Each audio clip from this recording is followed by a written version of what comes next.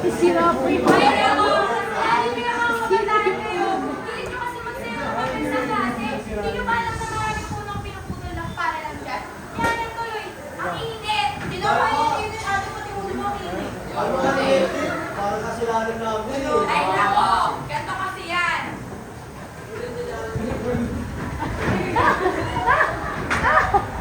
Ayon sa Food and Agriculture Organization, itinatayang kumulang 10 milyong hektarya ng gubat sa buong mundo ang nawawala bawat taon. Hindi nasisira ito. Isa sa mga sanhi nito ay ang deforestation, na kung saan maraming putol ang pinupulong ng mga tao. Eh, Kuya Kalo, anong ginagawa ng pagtapos ng putol ng mga puno? Ha? Wala. Ha? Alam niyo ba may pinaka-epekto ito sa kalikasan natin at hindi niyo pinapalitan ang mga puno na pinuputol niyo? Eh, anong bang mo? At least kami mataas sahod namin. Pray kayo. Dito po papasok ang forest aggregation kung saan unti-unti nang nabawasak ang ating kabukatan. Hindi naman sa nawawala ito pero ito ay importante para sa mga halaman at hayop. Nawawala rin ang mga benepisyo na ating nakukuha. Tama ba yun? Tama ka dyan. At isa sa mga dahilan nito ay ang kaingin. Kaingin yun. Sa pagkakaalam ko, ang kaingin ay isang magsusunod ng kabukatan. Ganun pala yun. Ganun mo, no? Epekto ito sa atin.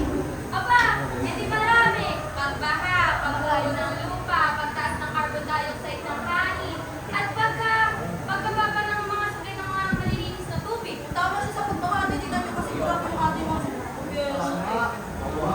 Kaya dapat bilang isang estudyante, tiyatap po natin ang tama yung mga basura natin, di ba? Kahit isa tayong yaksala, di ba? Tama!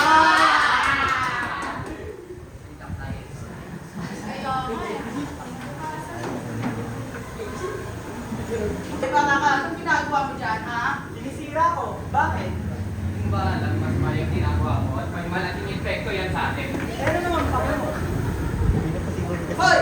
Ikaw bata ka? Linisin mo yan! Linisin mo yan!